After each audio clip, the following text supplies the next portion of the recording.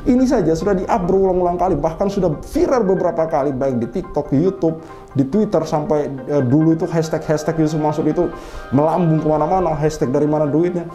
Itu saja sudah viral di mana-mana, tapi entah kenapa tidak ada kemudian pihak-pihak yang memang punya wewenang secara real, secara nyata, turun tangan untuk menyelesaikan kasus ini dengan apa ya? Dengan konkret gitu loh, dengan nyata gitu loh. Sampai hari ini kasusnya masih menggantung. Tapi kalau teman-teman ada yang mengatakan bahwa hanya sekedar dikontinu segala macam, kasusnya sudah masuk pengadilan, teman-teman. Kasusnya sudah masuk pengadilan. Sudah beberapa kasus masuk di pengadilan. Bahkan kemarin sebelum masuk ke tingkat banding dan ini akan masuk ke tingkat kasasi, Pak Zaini Mustafa itu dimenangkan gitu.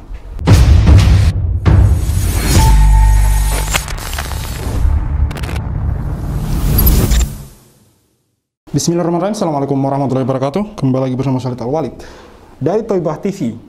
Thoibah TV ini channel YouTube Pak Darso Arif ya. Silakan dikunjungi teman-teman. Di sana juga ada nomor telepon bagi orang-orang ya atau para investor yang merasa dirugikan oleh Yusuf Mansur atau Jam'an Nur Hatim Mansur, oleh orang-orang yang merasa punya masalah dengan Yusuf Mansur atau Jam'an Nur Hatim Mansur. Silakan menghubungi nomor Pak Darso. Namun sebelumnya dikunjungi dulu channel YouTube Pak Darso Thoibah TV, karena nomor Pak Darso tersebut tertera di sana di channel YouTube Pak Darso, yaitu Thoibah TV. Nanti juga saya akan cantumkan link channel YouTube-nya di kolom deskripsi video ini biar teman-teman tidak susah-susah mencari channel YouTube dari Pak Darso ini, teman-teman.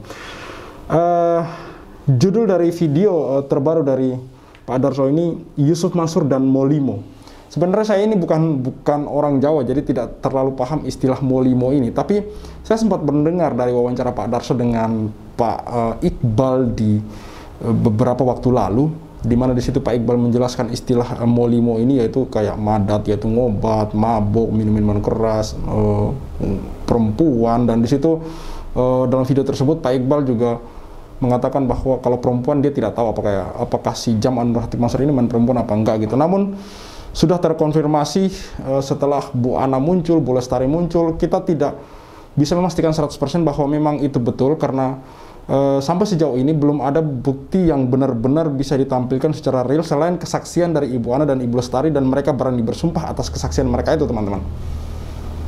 Dan kemudian kita kembali lagi di istilah Molimo tadi. Lagi-lagi ini kalau sepanjang yang saya tahu ini adalah istilah Jawa.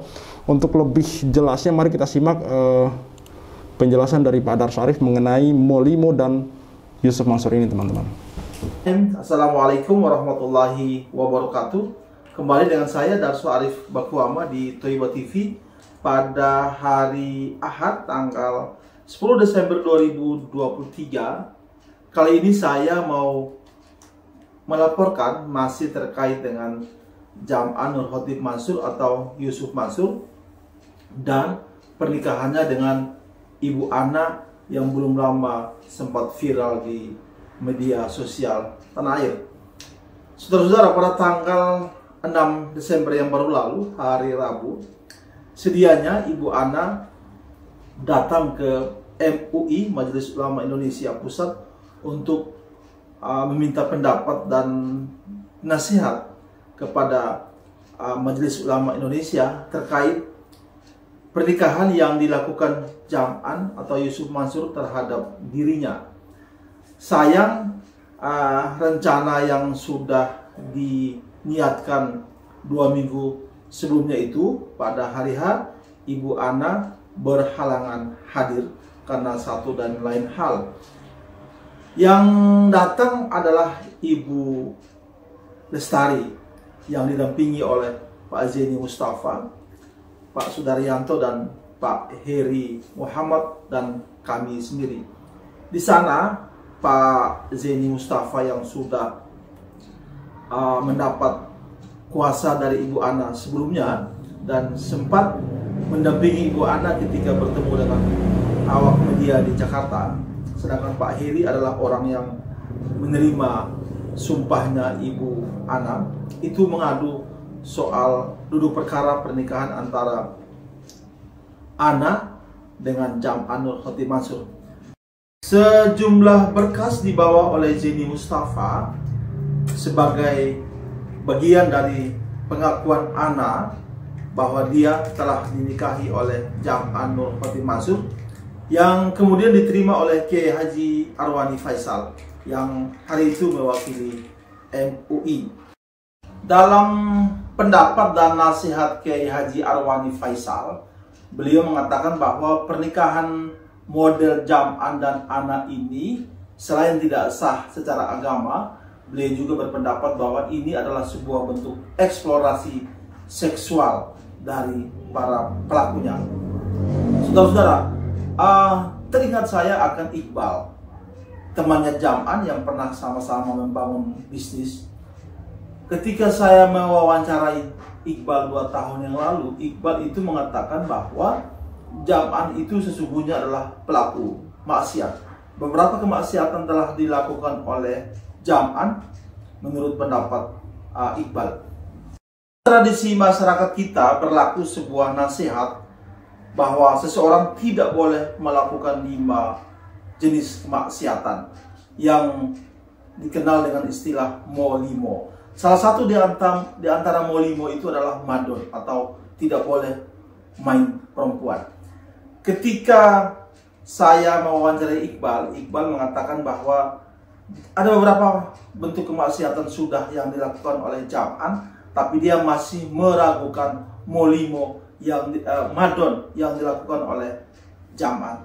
Nah, kalau saja hari ini Iqbal tahu peristiwa pernikahan antara Jam'an dan Ana itu tidak sah dan sebuah eksplorasi seksual, bisa jadi Iqbal mengatakan bahwa selain maksiat-maksiat yang lain, Jam'an juga melakukan sebuah maksiat yang bernama madon.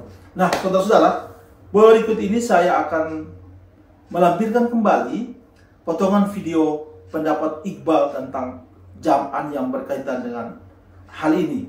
Juga potongan video pertemuan antara kami dengan pihak Majelis Ulama Indonesia pada tanggal 6 Desember yang lalu. Mudah-mudahan video saya ini bermanfaat dan saya silakan share sebanyak mungkin. Dari saya cukup sekian. Billahi taufiq wal hidayah. Wassalamualaikum warahmatullahi wabarakatuh. Kan ke orang lain di muka umum secara publik ya, enggak. Itu paling juga dipakai untuk dirinya sendiri secara sembunyi-sembunyi karena nafsu birahi. Kan begitu ya? Ini kepentingan. Kalau sudah ada kepentingan begitu, udah tunggu saja Allah lah. Nafsu bumi. Tapi pelit lah. Pelit. Iya pelit. Iya. Nggak ada walimah. Iya. Ada walimah terus. Iya. Intinya secara sembunyi, kan intinya itu. Ya karena birahi, gitu ya. Nafsu birahi.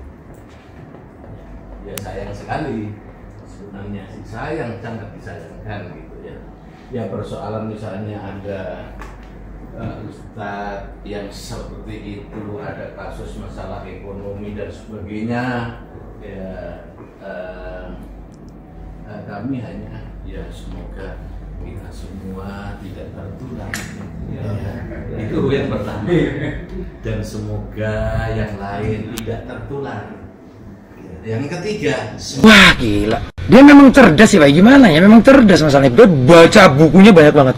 Sayangnya, celakanya, kecerdasannya itu dimanfaatkan untuk sesuatu yang bukan maslahat umat, tapi maksiat. Ini maksiat loh, masa nggak maksiat, nilap duit, itu maksiat. Maksiat tuh bukan hanya molimo ya, kalau orang Purworejo bilang itu kan molimo. Nah, molimo juga maksudnya nih, minum, main, madat, madon, maling. Maling yang terakhir ini. Yusuf Mansur itu maling. Dia memang nggak minum Pak. Nggak minum alkohol. Narkoba enggak narkoba. Madat itu narkoba. Main tuh judi, dia nggak judi. Ya mungkin dia berjudi ya dengan main forex. Saya dengar dia sekarang lagi main kripto tuh. Berarti kan berjudi tuh. Kalau madon tuh main cewek. Nah ini ragu-ragu saya. tadi Pak Iqbal dengan ketawanya yang khas mengatakan kalau madon ragu-ragu saya. Maka saya mengatakan bahwa sebenarnya apa yang dikatakan oleh Pak Iqbal ini sebagian besar terbukti satu persatu teman-teman. Terbukti satu persatu. Artinya apa yang dikatakan oleh Pak Iqbal ini kemungkinan besar bisa dipertanggungjawabkan. Saya katakan kemungkinan besar karena belum terbukti semua ya teman-teman. Ada yang memang belum ada datanya, walaupun Pak Iqbal di sini bercerita berdasarkan pengalaman pribadi dia bersentuhan dengan Yusuf Mansur, teman-teman.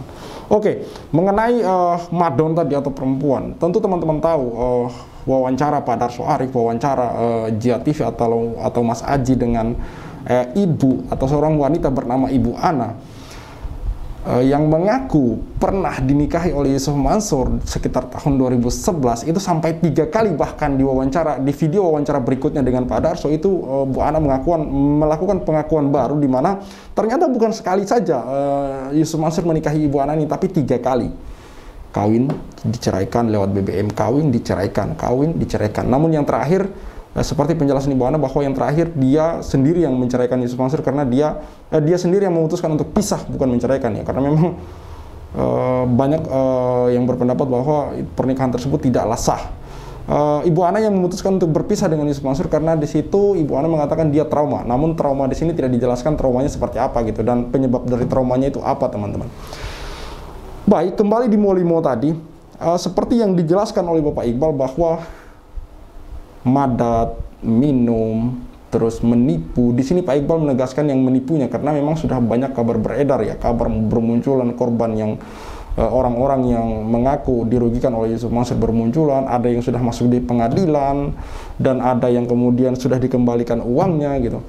Ini kemudian dengan tegas Pak Iqbal mengatakan yang nipunya gitu. Namun ketika bicara madon, madat, minum, terus judi, itu Pak Iqbal masih ragu-ragu, namun tidak menutup kemungkinan, teman-teman. Tidak menutup kemungkinan. Ini kan baru satu kasus yang terungkap, gitu. Baru satu jenis kasus yang terungkap. Bahkan 2 jenis kasus yang terungkap, yaitu perempuan dan penipuan. Walaupun kemudian ini belum menunjukkan titik terangnya. Karena beberapa pihak yang saya anggap punya wewenang untuk menyelesaikan masalah ini, beberapa pihak yang saya anggap punya power untuk kemudian turun tangan dan menyelesaikan masalah ini gitu, itu sepertinya cuek-cuek saja, teman-teman. Bahkan seperti yang teman-teman lihat tadi, video MUI sangat normatif sekali dan sangat standar sekali. Semoga bahasanya, semoga kemudian tidak ada yang terulang lagi, semoga tidak ada yang dirugikan lagi. Lah terus yang belakang ini yang kemudian sudah dirugikan ini mau diapain? Apa mau dibiarkan? Apakah seperti ini kita diajarkan gitu? Apakah seperti ini Rasulullah mengajarkan kita? Saya tidak bisa mengejas MUI seperti apa, karena saya menganggap bahwa level ilmu MUI jauh di atas saya. Saya tidak bisa menilai itu gitu. Tapi it's okay.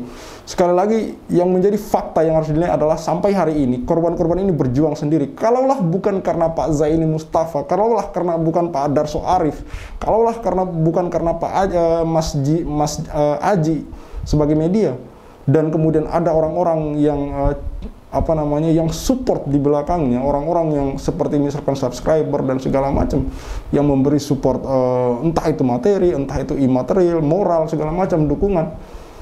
Saya tidak tahu korban ini akan berjalan bersama siapa, teman-teman. Saya tidak tahu gitu. Korban ini akan tentu berharap kepada Allah Subhanahu wa taala, tapi kan secara ikhtiar gitu, kepada siapa mereka meminta tolong gitu. Selain berdoa kepada Allah, kepada siapa mereka meminta tolong? Kalau bukan orang-orang baik ini, orang-orang dermawan ini yang mau menyumbangkan harta, waktu, dan tenaga mereka untuk kemudian turun membantu korban-korban ini, membantu orang-orang kecil ini gitu.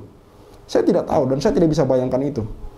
Maka salah satu hal yang membuat saya kenapa membahas Yusuf Mansur sampai hari ini karena sudah terikat emosional, teman-teman. Saya merasa bahwa korban-korban ini adalah bagian dari tanggung jawab saya.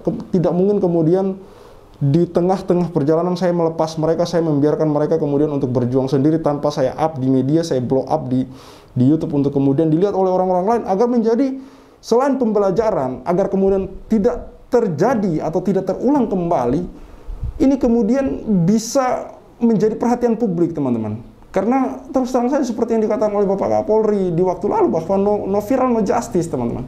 Ini saja sudah di-up berulang-ulang kali, bahkan sudah viral beberapa kali baik di TikTok, YouTube, di Twitter, sampai dulu itu hashtag Yusuf Mansur itu melambung kemana-mana, hashtag dari mana duitnya. Itu saja sudah viral di mana-mana, tapi entah kenapa tidak ada kemudian pihak-pihak yang memang punya wewenang secara real, secara nyata turun tangan untuk menyelesaikan kasus ini dengan apa ya? Dengan konkret gitu loh, dengan nyata gitu loh. Sampai hari ini kasusnya masih menggantung.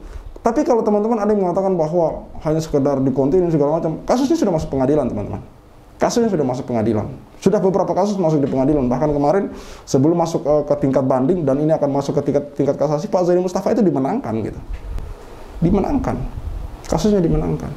Artinya kasus ini punya progres. Tidak hanya kemudian sekedar dibuat video-video dan video seperti yang beberapa orang katakan bahwa hanya dibuat konten, tidak ada progres. Ini ada progres, teman-teman. Hanya kenapa berulang kali saya tuntut atau saya minta kepada Yusuf Mansur untuk menyelesaikan secara kekeluargaan, mengembalikan uang-uang dari para korban atau hak-hak dari para korban ini tanpa menunggu pengadilan. Kenapa saya meminta pihak-pihak berwenang yang punya wewenang, yang punya kuasa untuk kemudian menyelesaikan masalah ini. Karena terus terang saja teman-teman, kasus perdata itu membutuhkan waktu yang tidak pendek, membutuhkan waktu yang lama. Kalau kata Pak Zaini Mustafa seperti beliau berkata kepada saya ketika saya ketemu di Jakarta beberapa waktu lalu, itu mengatakan bahwa kasus perdata yang ditangani itu ada yang 10 tahun, teman-teman. Bayangkan 10 tahun. Ini saja kasus ini yang ditangani oleh Pak Zaini Mustafa sudah ada yang sekitar 2 atau 3 tahun gitu. Mau seperti apa kemudian masalah ini dibawa? Mau kemana masalah ini dibawa? Saya merasa bahwa orang-orang seperti Pak Zaini Mustafa, Pak Darso, kemudian Mas Aji atau Mas Jativi dan orang-orang yang support mereka, baik dari segi moral maupun moral, itu adalah orang-orang yang cukup sabar gitu. Cukup sabar berjuang di amar ma'ruf nahi mungkar, yang saya doakan semoga mereka selalu diberi kesehatan, panjang umur, rezeki yang melimpah.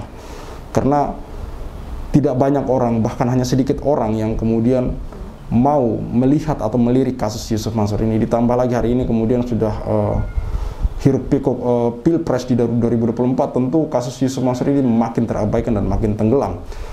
Terakhir saya mau bilang bahwa Yusuf Mansur ini maju sebagai caleg melalui Partai Perindo, caleg DPR RI, yang mana kemudian beliau akan menduduk atau duduk di parlemen ketika dia terpilih nanti, sebagai peringatan dan nasihat buat kita semua bahwa masih banyak bibit-bibit unggul di negeri ini, masih banyak orang baik tentunya di negeri ini, masih banyak ulama-ulama baik di negeri ini.